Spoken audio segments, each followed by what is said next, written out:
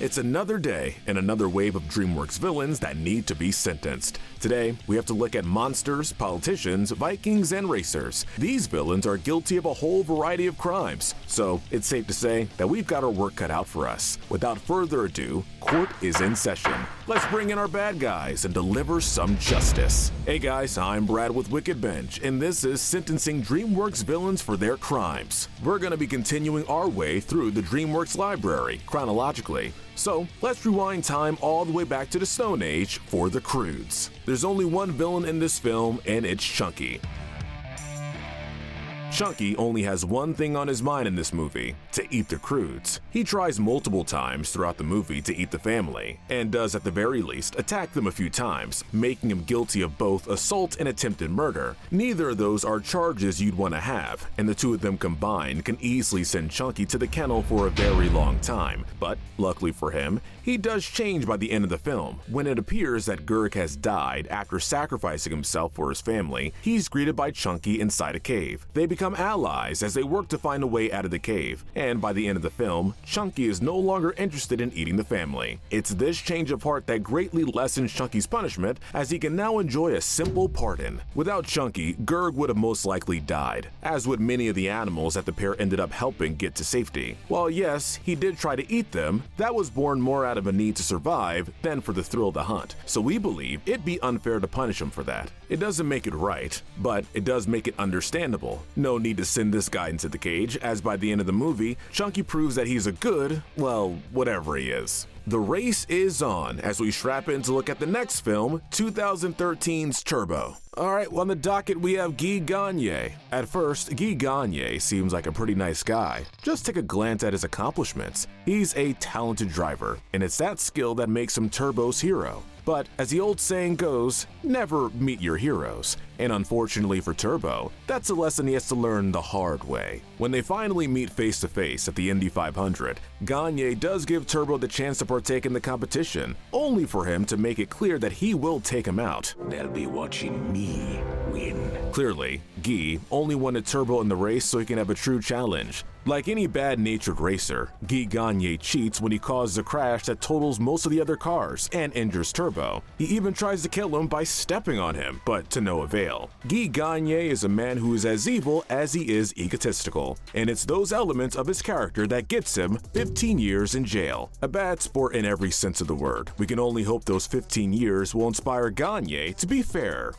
Who are we kidding? He'll still be a narcissist. The next movie is Mr. Peabody and Sherman. Coming to the stand is Miss Grunion. Miss Grunion is your typical snobby and uptight teacher we've seen in countless pieces of media, except possibly taken to a whole new level of awful. She detests both Peabody and Sherman and wants nothing but the worst for them. Remove the both boys, from this home. She's focused on getting Sherman sent back to some sort of orphanage, which we think definitely constitutes child abuse. Later in the movie, she gets Mr. Peabody in trouble when he bites her after she tries to take Sherman. This prompts her to call the police, who take the canine to the pound. This means she's also guilty of animal cruelty. Man, is there anybody she's willing to be nice to? Probably not. And it's that demeanor that helps put her behind bars for 20 years. Let us say that this is a teacher in dire need of some out-of-school suspension, and with that, we leave this unlikable individual behind. Next, we have King Tut's right-hand man, A. Shortly after Sherman and Penny arrive in ancient Egypt,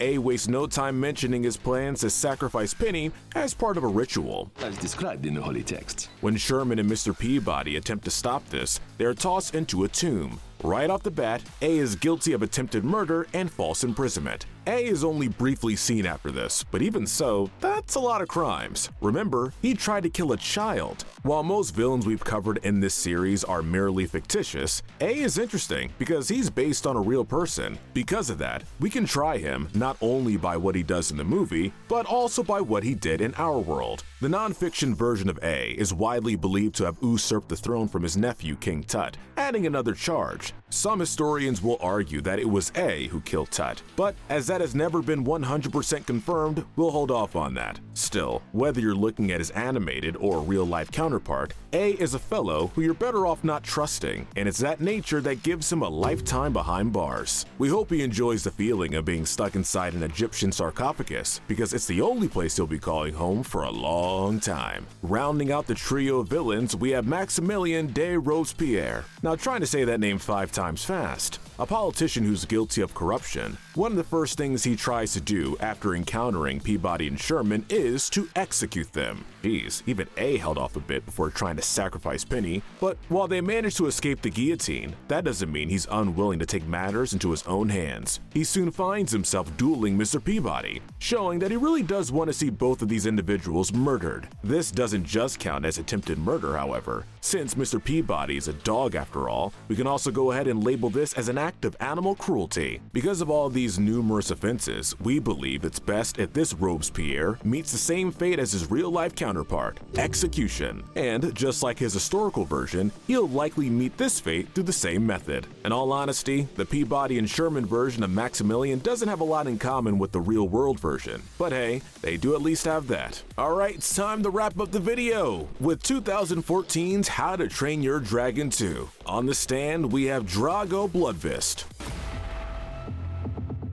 In essence, Bloodfist is a warlord in every sense of the word. He wants everyone, from dragons to Vikings to anything in between, to become one of his followers. Those who refuse to do so will face either slavery or destruction. Bloodfist will kill anyone who stands in his way. He's killed many characters in his life, and was also partially responsible for the demise of Stoic when he kidnaps Toothless. When he finally makes his way back to Berk, he makes it clear quickly that he wants to take over the land, and wastes no time to begin destroying the village. We will take down their alpha.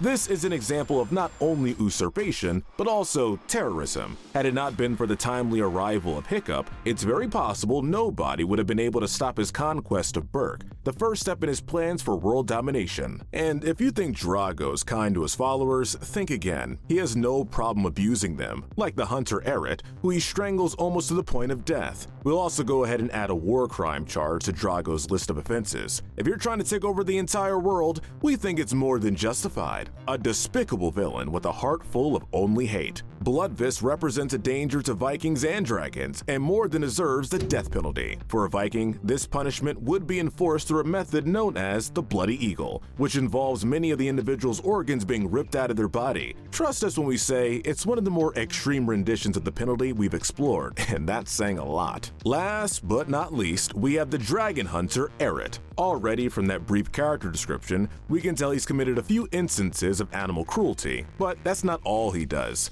As a member of Drago's army, he aids him in many of his quests, making him yet another fellow guilty of aiding and abetting. However, Eret isn't nearly as evil or as menacing as Bloodfist was. After Drago attempts to kill him for failing once again, the dragon Stormfly manages to rescue Eret and save his life. From that point on, Eret begins to befriend the dragons and becomes a loyal ally to Hiccup in his battle against Drago. He even gets some revenge on Drago and his beast during the film's climactic battle. When Drago is defeated, he becomes the owner of Stoic's dragon and continues to be a hero in sequels and spin-off media. Since he only has 2 criminal charges and spends most of the franchise as a friend rather than a foe, Eret gets out of this whole ordeal with only a pardon. Eret shows that he's mended his ways, and unlike a lot of villains who are only redeemed at the end of the film, we get a lot of time to spend with Eret as a hero. Eret also gets the chance throughout the series to better his relationship with the dragons, essentially atoning for his past as a dragon hunter.